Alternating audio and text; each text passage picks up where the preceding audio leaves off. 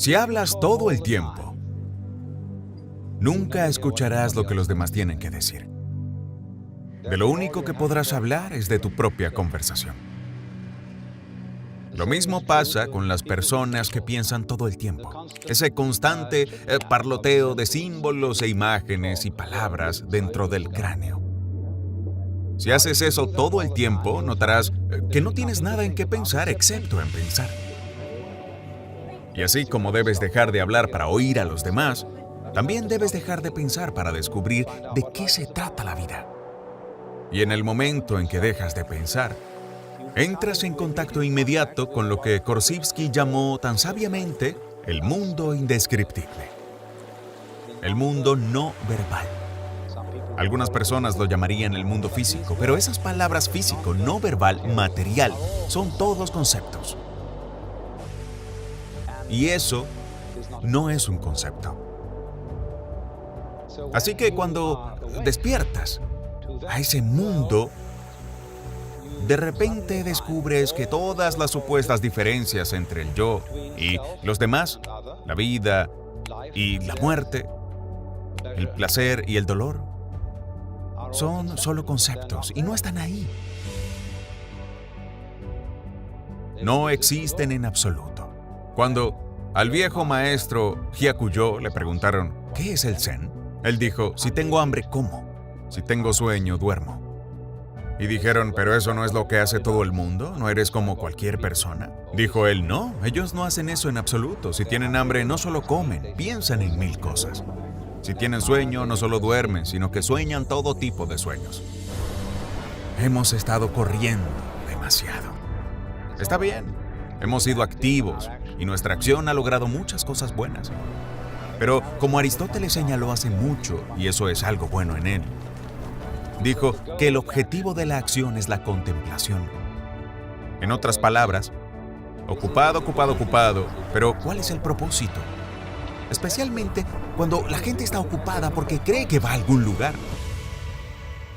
que va a conseguir algo o a alcanzar algo. Hay bastante sentido en actuar si sabes que no vas a ningún lado. Si actúas como bailas, como cantas o tocas música, realmente no vas a ningún lado. Solo estás haciendo acción pura. Pero si actúas con la idea de que, como resultado de esa acción, eventualmente llegarás a un lugar donde todo estará bien, entonces estás en una jaula en espiral, condenado sin remedio a lo que los budistas llaman samsara, el ciclo o la carrera de ratas del nacimiento y la muerte. Porque crees que vas a llegar a algún lugar, pero ya estás ahí. El punto es que uno no puede actuar creativamente si no es sobre la base de la quietud.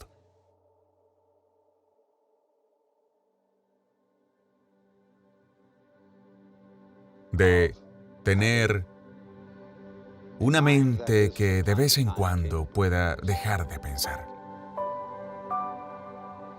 Y así, esta práctica de sentarse puede parecer muy difícil al principio, porque si te sientas al estilo budista, te duelen las piernas. La mayoría de los occidentales se inquietan. Les parece muy aburrido estar sentados mucho tiempo. Pero la razón por la que les parece aburrido es porque siguen pensando. Si no estuvieran pensando, no notarían el paso del tiempo. Y de hecho, lejos de ser aburrido, el mundo, cuando se observa sin parloteo mental, se vuelve increíblemente interesante. Las vistas, sonidos y olores más ordinarios, la textura de las sombras en el piso frente a ti. Todas esas cosas, sin nombrarlas ni decir eso es una sombra, eso es rojo, eso es marrón, ese es el pie de alguien. Cuando ya no nombras las cosas, empiezas a verlas.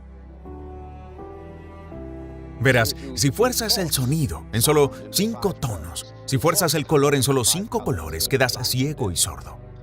El mundo del color es infinito, al igual que el mundo del sonido. Y solo al dejar de fijar conceptos sobre el mundo del color y del sonido es que realmente comienzas a escucharlo y a verlo. Así que me atreveré a usar la palabra disciplina. Esta disciplina de la meditación, o zazen, está detrás de la extraordinaria capacidad de la gente del Zen para desarrollar artes tan grandes como los jardines, la ceremonia del té, la caligrafía y la gran pintura de la dinastía Song y de la tradición japonesa Sumi. Ellos encontraron en las cosas más simples de la vida cotidiana la magia.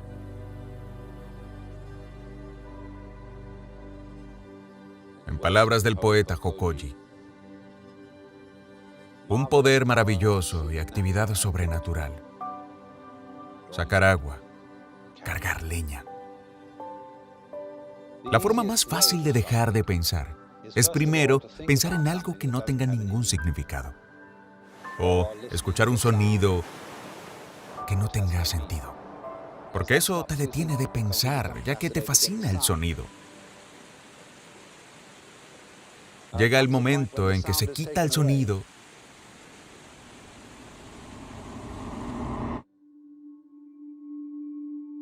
y se abre la mente. En ese punto, habrá una especie de satori preliminar. Y pensarás, ¡wow!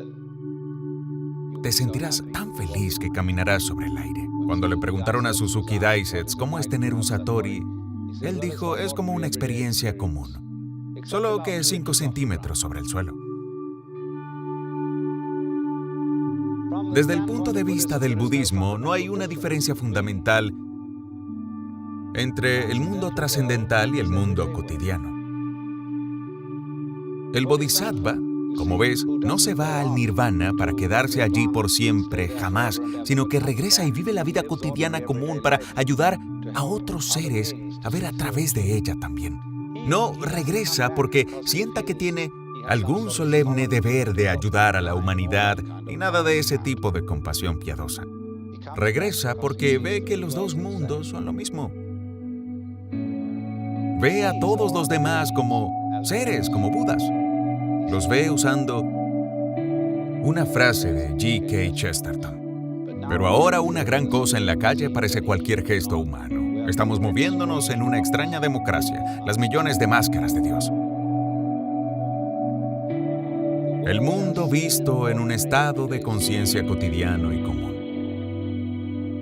Descubrir que ese no es realmente distinto del mundo del éxtasis supremo. Porque ahí está la luz, esa energía brillante y resplandeciente, más brillante que 1000 soles, que está encerrada en todo.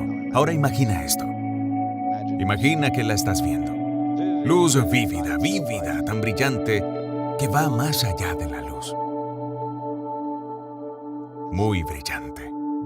Y la ves alejándose de ti. Y en los bordes como una gran estrella que se convierte en un anillo rojo. Y más allá, un anillo naranja, amarillo, verde, azul, índigo, violeta. Ves este gran mandala apareciendo, este gran sol. Más allá del violeta hay negro, negro, como obsidiana. No un negro plano, sino un negro transparente, como la laca. Y otra vez, estallando desde el negro, como el yang surge del yin. Más luz que sigue, sigue, sigue. Y junto con esta luz, llega el sonido. Un sonido tan tremendo como la luz blanca que no puedes oírlo. Tan penetrante que parece aniquilar los oídos. Pero entonces, junto con los colores, el sonido desciende por la escala en intervalos armónicos, bajando, bajando, bajando, bajando, hasta llegar a un bajo profundo y retumbante, tan vibrante que a su vez se convierte en algo sólido, y comienzas a ver un espectro similar de texturas. Todo este tiempo has estado observando una especie de cosa que irradia hacia afuera, pero dice, ¿esto no es todo lo que puedo hacer? y los rayos empiezan yui, yui, yui a danzar así. Y naturalmente el sonido también empieza a ondular al salir. Luego las texturas comienzan a variar. Y dicen, bueno, has estado viendo esto como la he descrito hasta ahora, en una dimensión plana. Vamos a añadir una tercera dimensión. Va a venir directamente hacia ti así. Y mientras tanto dice, no solo vamos a hacer esto, yui, yui, yui, también vamos a hacer pequeñas ondas. Chuki, chuki, chuki, chuki, chuki, algo así. Y de repente ves en todos los pequeños detalles que se vuelven tan intensos que todo tipo de subfiguras están contenidas dentro de lo que pensabas que era la figura principal. Y el sonido empieza a cambiar por completo. Complejidades increíbles de sonido por todos lados. Y esta cosa sigue, sigue, sigue. Y crees que vas a perder la cabeza. Y de repente se convierte en...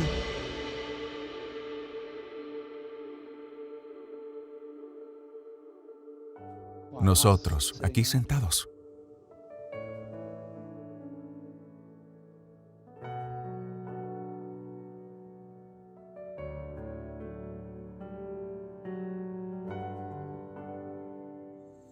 Érase una vez un estudiante de Zen que le citó un antiguo poema budista a su maestro que decía: las voces de los torrentes son una gran lengua.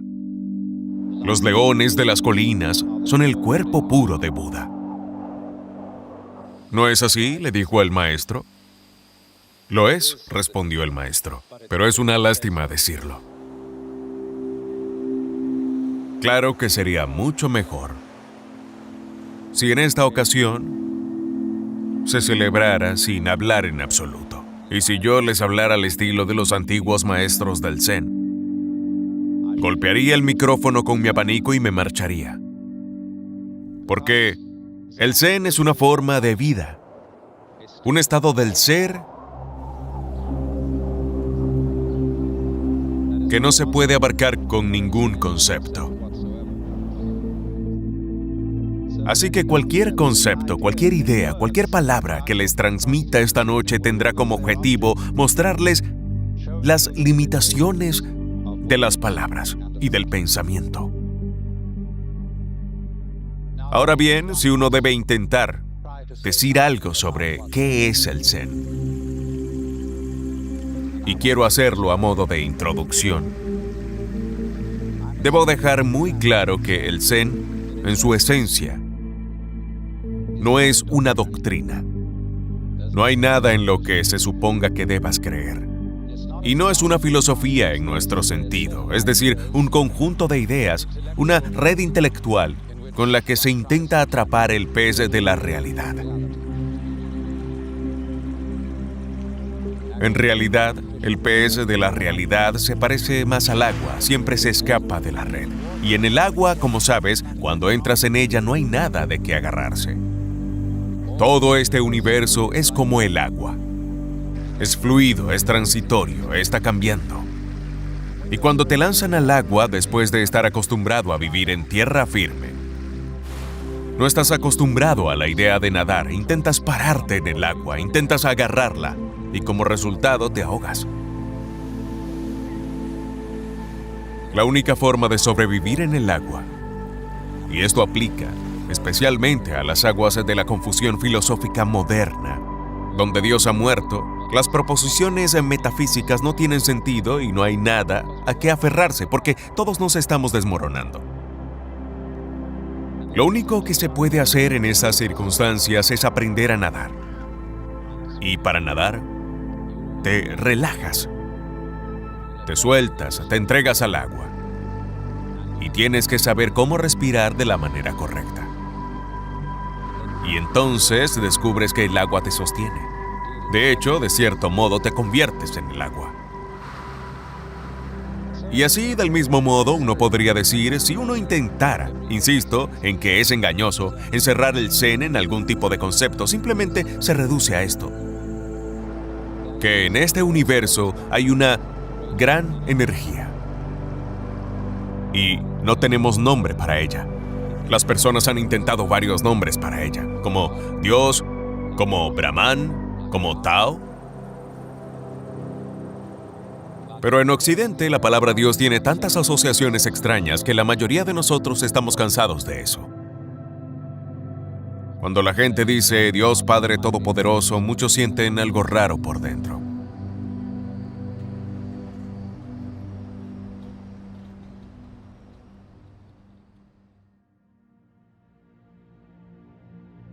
Así que nos gusta oír palabras nuevas. Nos gusta oír hablar del Tao, del Brahman, del Shinyo, del Tathata y de esos nombres extraños del lejano oriente, porque no tienen las mismas asociaciones de solemnidad sentimental ni los significados extraños del pasado. Y en realidad, algunas de estas palabras que los budistas usan para referirse a la energía básica del mundo no significan nada en absoluto.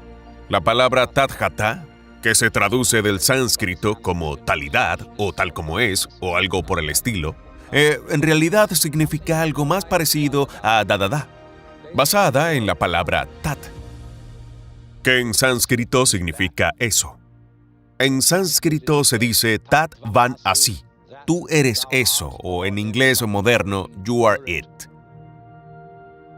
Pero da es el primer sonido que hace un bebé al llegar al mundo, porque el bebé mira a su alrededor y dice da, eso. Y los padres se halagan pensando que dice da, que significa papá. Pero según la filosofía budista, todo este universo es una sola tathata. Eso significa 10,000 funciones o 10,000 cosas, una sola talidad. Y todos somos una sola talidad. Y eso significa que la talidad viene y va como todo lo demás, porque todo el mundo es un sistema de encendido y apagado. Como dicen los chinos, es el yang y el yin. Y por lo tanto consiste en ahora lo ves, ahora no. Aquí estás, aquí no estás. Porque esa es la verdadera naturaleza de la energía. Ser como las olas. Y las olas tienen crestas y valles. Solo que nosotros, por estar bajo cierta clase de sueño o ilusión, imaginamos que el valle va a superar a la ola o a la cresta, que el yin, el principio oscuro, va a superar al yang, o el principio de la luz, y que el apagado finalmente va a triunfar sobre el encendido. Y nosotros, por decirlo así, nos torturamos a nosotros mismos al caer en esa ilusión.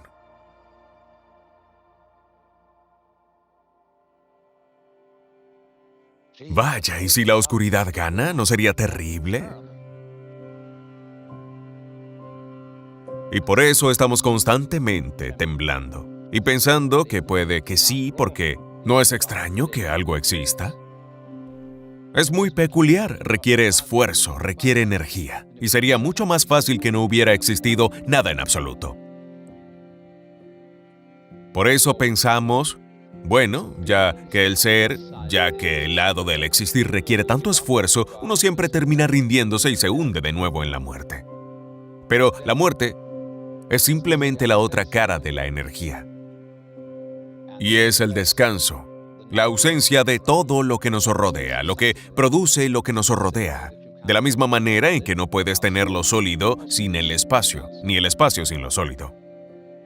Cuando despiertas a esto y te das cuenta de que cuanto más cambia, más es lo mismo, como dicen los franceses, que en realidad tú eres una manifestación de esta única energía y que no hay nada más que eso que eres tú. Pero si tú fueras siempre tú mismo, sería un aburrimiento insoportable.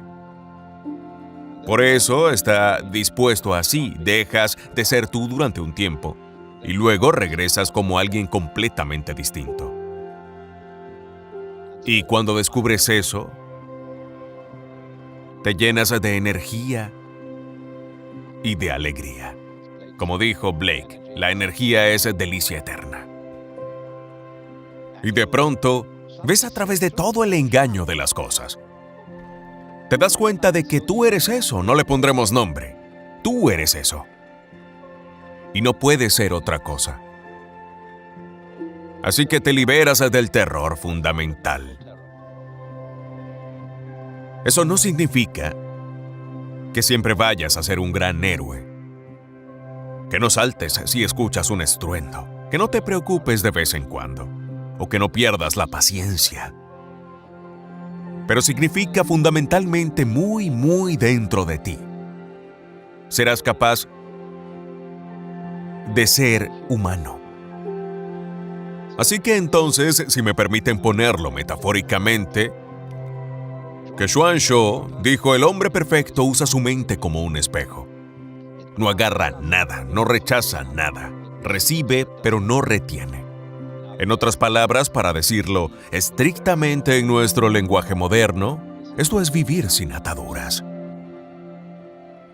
Es decir, ser capaz de flotar como una nube y fluir como el agua.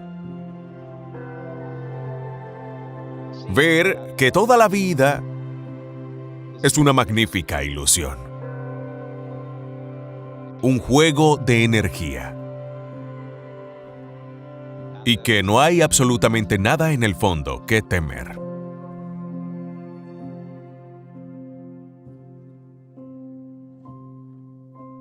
La transformación básica de la conciencia que ocurre a través del uso de sustancias químicas psicodélicas probablemente se describa mejor como una sensación polar. Sientes que todo lo que está afuera no es lo opuesto o la contradicción de lo que está adentro, sino que va con ello. Sientes que la figura siempre va con su fondo. Por lo tanto, ves de una manera curiosa que todo el comportamiento humano va junto de tal forma que no puedes tener santos sin pecadores. No puedes tener policías sin ladrones. No puedes tener fracasos sin éxitos y viceversa. No puedes tener lo bueno y lo valioso en la vida sin el contraste de fondo del fracaso y del mal. Y tampoco puedes tener vida sin muerte. Esa es una realización bastante impactante, porque, ¿ves? Nuestra cultura está orientada hacia el idealismo de tener lo bueno sin lo malo. De usar la medicina para llevarnos al punto en que no tengamos que morir para así tener vida sin muerte. Y de reformar y hacer psicoterapia a las personas para que tengamos solo ciudadanos buenos y respetuosos de la ley y ningún criminal. O gente cuerda y nadie en los psiquiátricos. Y sin embargo,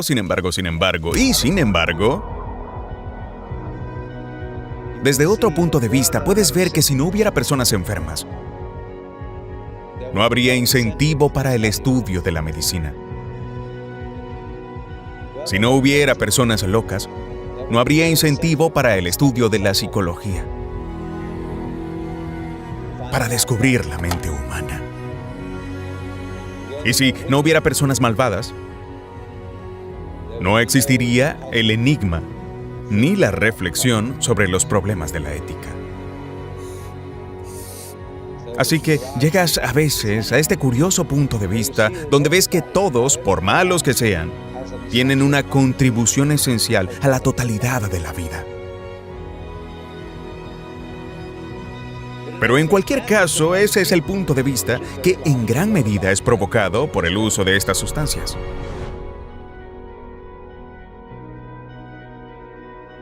Y por lo tanto puedes ver muy fácilmente por qué cualquier tipo de gobierno se sentiría incómodo con ello. Es decir, permite que la gente no se sienta tan culpable consigo misma. Y todo gobierno maneja a las personas explotando y trabajando sobre su sentido de culpa. Porque todos en esta sala tienen un secreto privado.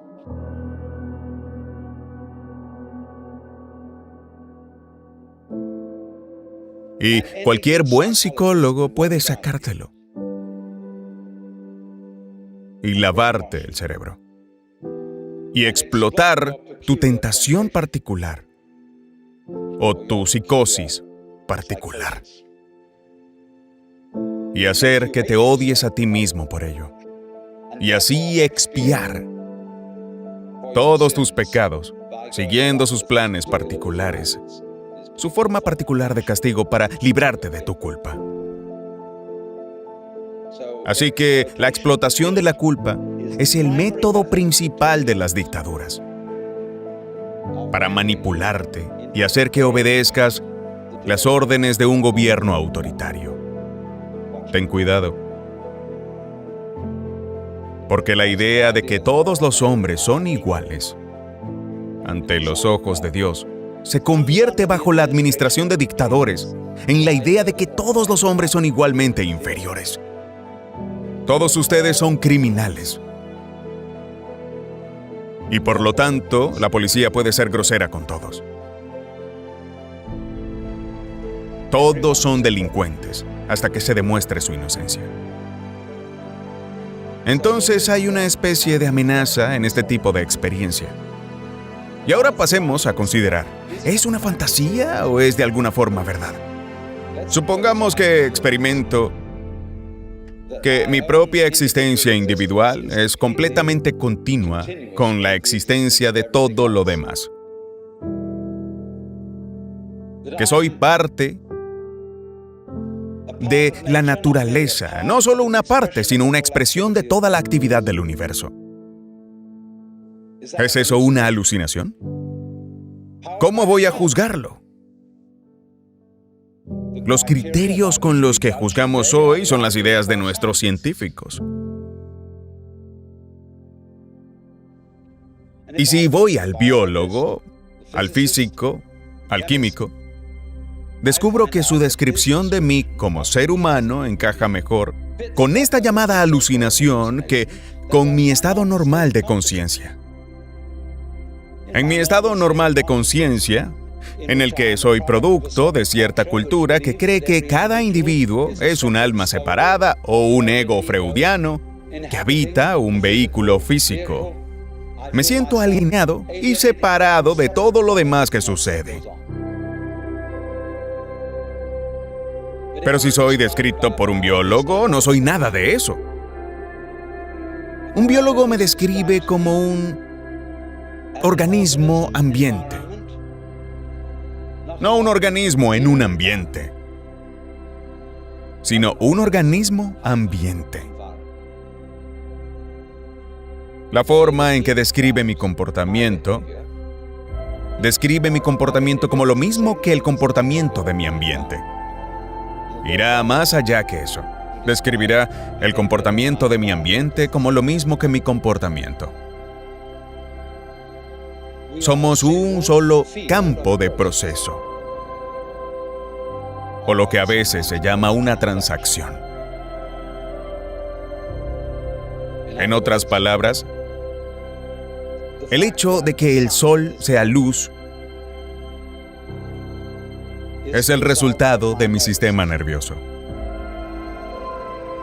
Mi sistema nervioso convierte al sol en luz. Y el sol no sería luz a menos que mi sistema nervioso y tu sistema nervioso lo hiciera así. Entonces, en cierto modo, tú haces el mundo.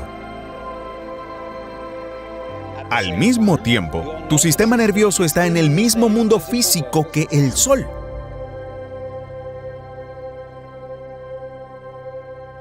Y de igual forma, a veces bajo la influencia de sustancias químicas psicodélicas. Sientes que todo lo que está ocurriendo está simplemente dentro de tu cabeza. Al momento siguiente, sientes que tu cabeza está dentro de todo lo que está ocurriendo. Y luego sientes que todo lo que está ocurriendo dentro de tu cabeza como que se tapa a sí mismo así, como en un juego de niños. Ambos puntos de vista son ciertos. Así que con ese tipo de criterio, siento que el cambio de conciencia inducido por una sustancia química como esa encaja mejor con los hechos de la observación científica que el tipo normal de conciencia que me han enseñado en mi familia y en mi educación, donde me han dado una sensación de mi propia existencia que es simplemente la mitología de una cultura en particular. Entonces, básicamente, los jóvenes se han interesado en estas llamadas drogas. No es que solo busquen emociones. Es muy fácil descartar las aventuras de los jóvenes diciendo, solo buscan emociones, solo están perdiendo el tiempo. Si los jóvenes son simplemente el tipo de personas irresponsables que solo pierden el tiempo y buscan emociones, ¿por qué asignarles la responsabilidad aterradora de luchar en las Fuerzas Armadas? Si dices que son lo suficientemente responsables para hacer eso, no debes descartarlos como niños inmaduros. Si crees que lo son, entonces como adultos pelea tus propias batallas. Así que la situación no es que los jóvenes de hoy solo estén buscando emociones. Están tratando de descubrir de qué demonios se trata este universo. Y están muy confundidos. Porque las respuestas de las religiones tradicionales, aunque son de alguna manera respetadas, no resultan plausibles.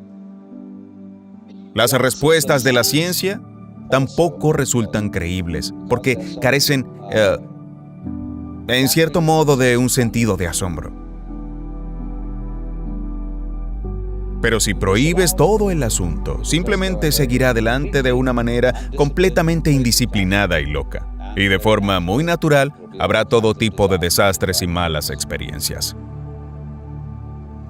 Afronta este peligro.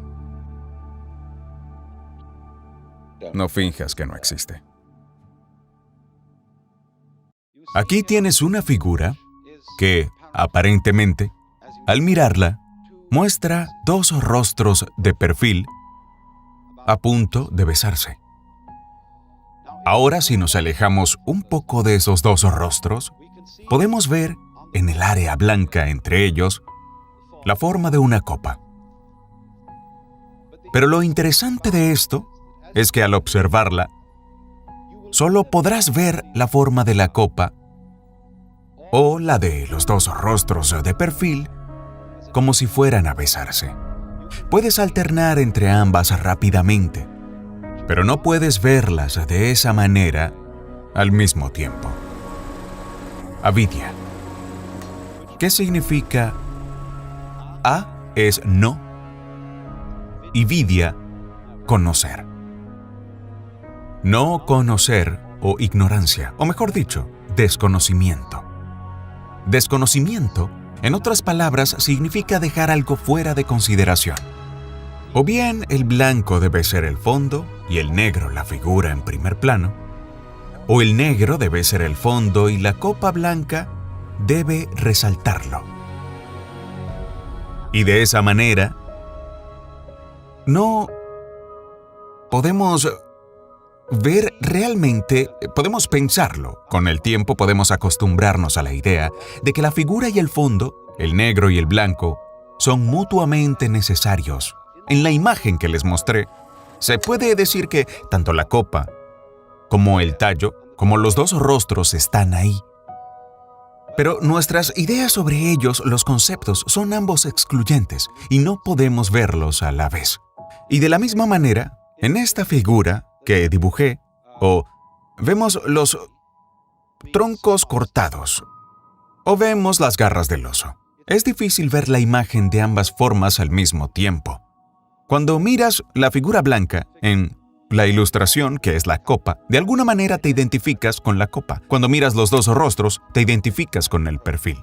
Así que de la misma forma, cuando experimentamos el mundo que nos rodea, nos identificamos con el sujeto, el que conoce. No nos identificamos con lo que vemos. Pero de hecho, si no hay nada que ver, no hay experiencia de un observador. Y si no hay observador, no hay experiencia de algo visto. Ambas cosas van juntas, igual que el negro y el blanco. Y esta idea de que el sí y el no, el negro y el blanco, el interior de una clase. Digamos que dibujamos un cuadrado para representar fundamentalmente la idea de una categoría. No puedo tener un cuadrado que no tenga tanto un interior como un exterior. Van juntos.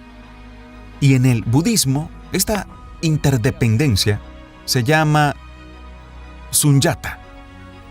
Aunque a menudo se traduce como vacío, significa que el interior del cuadrado no puede existir, es vacío, sin el exterior, el sujeto sin el objeto, el negro sin el blanco.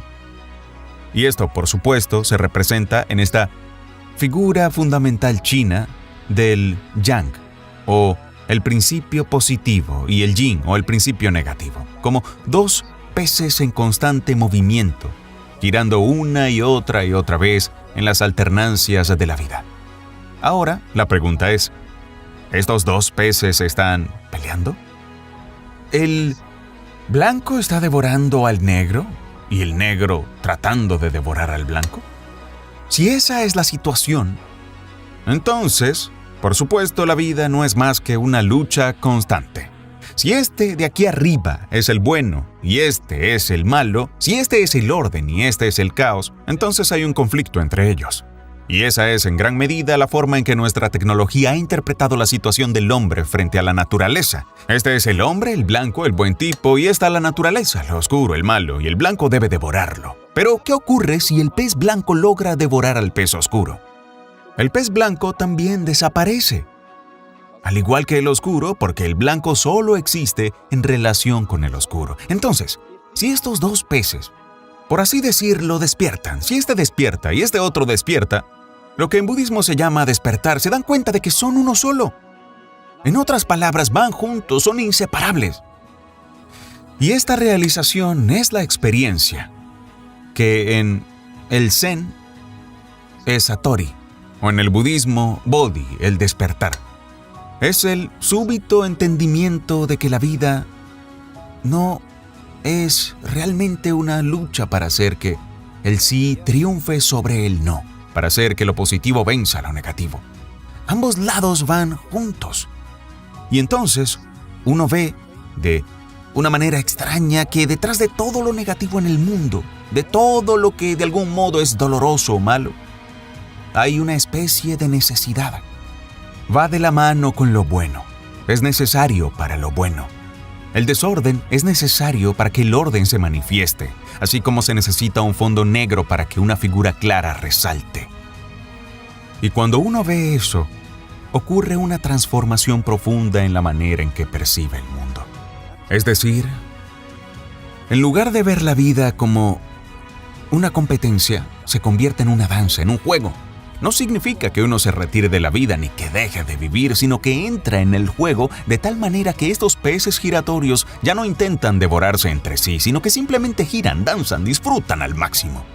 La organización de la vida humana, sus sistemas de comunicación, sus sistemas de control, se extienden cada vez más y más y más, de la misma manera en que, por ejemplo, una planta como un helecho asimila los minerales del suelo y la luz del sol, y con ello crece y crece, se expande y se desarrolla su forma. Y de esta manera, su organización prevalece. Ahora bien, si tomamos en serio esta tarea que llamamos la conquista de la naturaleza, esta misión de hacer que el orden triunfe sobre el caos o el azar, si realmente nos lo tomamos en serio, veremos esto como una guerra. Y creeremos firmemente que lo más urgente que puede existir es hacer que el orden prevalezca sobre el caos, que lo bueno venza a lo malo, que la vida supere a la muerte. Y cuando nos encontramos en una competencia de este tipo, en una guerra seria de esta naturaleza, y la tomamos en serio, nos involucramos en ella de una manera profunda y amarga. Ahora, la diferencia entre el budismo y la ciencia como forma de conocimiento es que en el budismo se diría que esta visión de la vida, como una lucha por hacer que el orden triunfe sobre el desorden, deja algo fuera. Entonces, debemos aferrarnos a la idea de que todas las formas y patrones de la naturaleza son simplemente estrategias de ataque o defensa, que son mecanismos de camuflaje que existen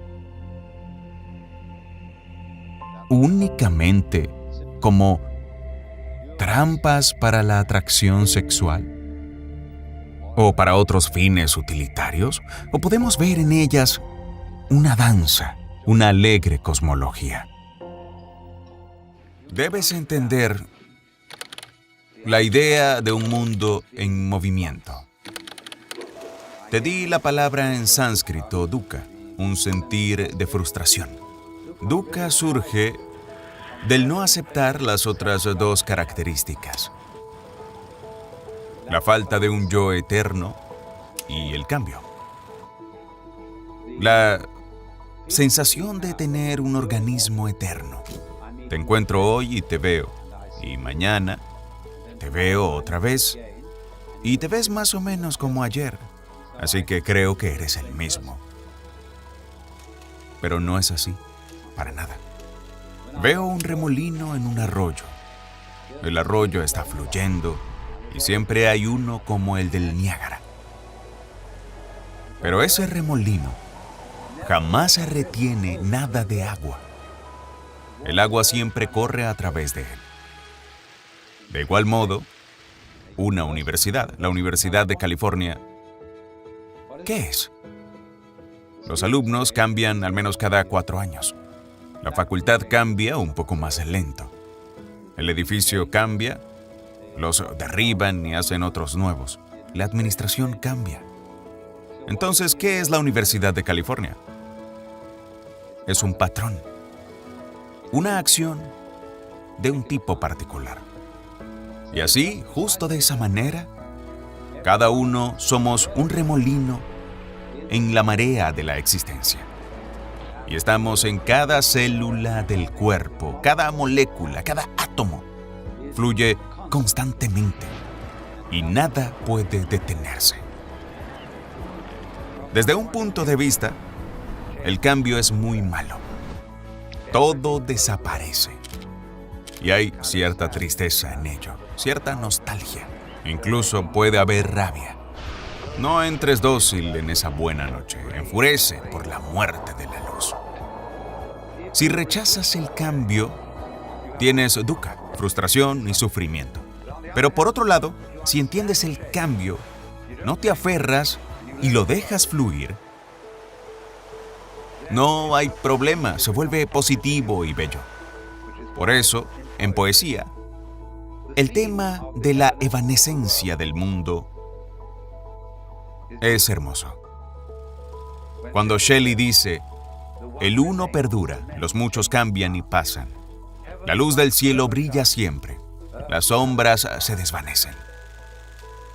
La vida, como una cúpula de cristal multicolor, tiñe el blanco brillo de la eternidad hasta que la muerte lo rompe en fragmentos.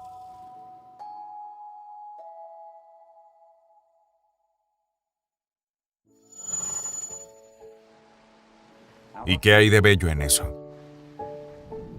¿Es la luz del cielo que siempre brilla? ¿O más bien es la cúpula de cristal multicolor que se rompe? Siempre es la imagen del cambio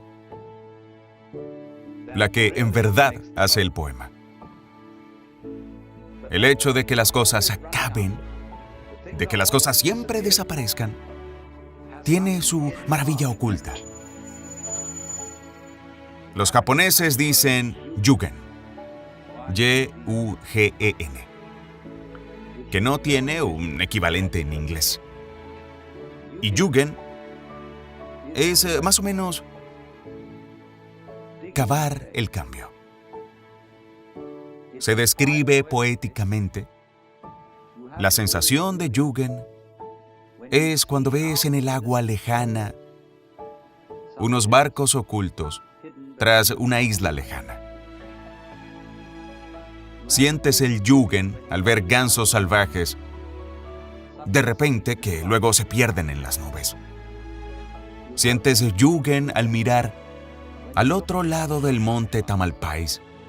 Si nunca has estado al otro lado y ves el cielo más allá, no vas allí a ver lo que hay al otro lado. Eso no sería Yugen. Dejas que el otro lado sea el otro lado. Y evoca algo en tu imaginación, pero no intentas definirlo, precisarlo. Yugen. Así, del mismo modo, el ir y venir de las cosas en el mundo es maravilloso. Se van. ¿A dónde van? No contestes. Eso arruinaría el misterio. Se esfuman en el misterio. Si intentas seguirlas, destruirías el Yugen. Recuerdo que cuando era un niño, en los Pirineos, al suroeste de Francia, subíamos en ese bello silencio de las montañas. Y en la distancia podíamos oír el tintineo de las campanas de las vacas. De alguna forma, esos sonidos resaltaban el silencio. Y así, de esa manera, las leves permanencias traen el cambio. La vida es la vida, ¿ves? Solo porque siempre desaparece. Suponiendo que, por algún tipo de magia siniestra, dijera, todos se quedarán con la misma edad para siempre. Serían como las obras de cera de Madame Tussauds. Sería terrible. Dentro de 1000 años, qué bellas brujas serían. Así que, el problema es que tenemos mentes unilaterales. Y vemos la ola de la vida cuando está en su pico o cresta. No la vemos en lo más bajo. No de la manera ordinaria. Lo que cuenta es el pico. Tomemos una sierra. Nos parecen importantes las puntas de los dientes. Parece que ellas cortan, no los valles entre los dientes. Pero, ¿ves que no podrías tener puntas de dientes sin esos valles? La sierra no cortaría sin ambas puntas y valles en forma de V. Pero lo ignoramos. No vemos tanto los valles como las montañas.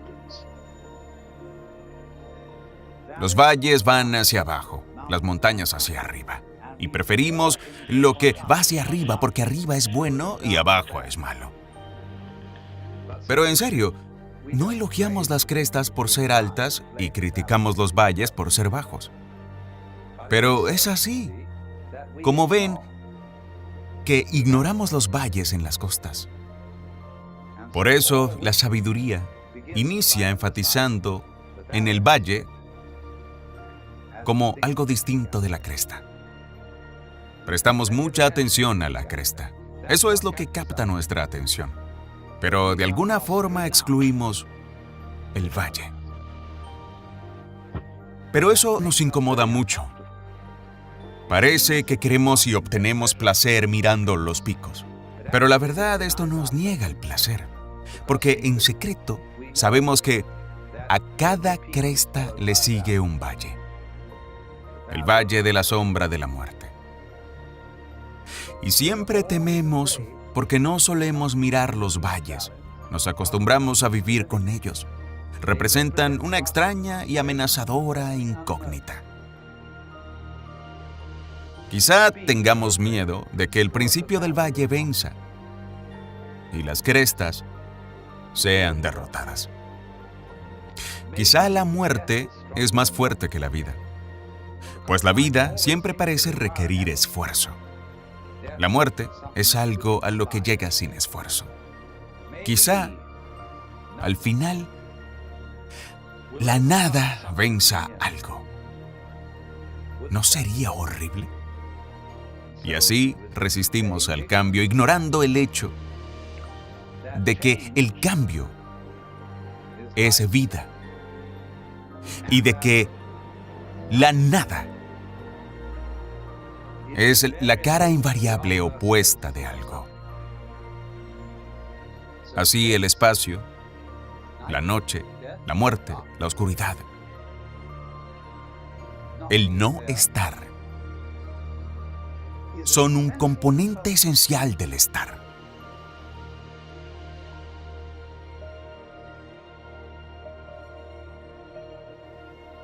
Así se constituye el ser.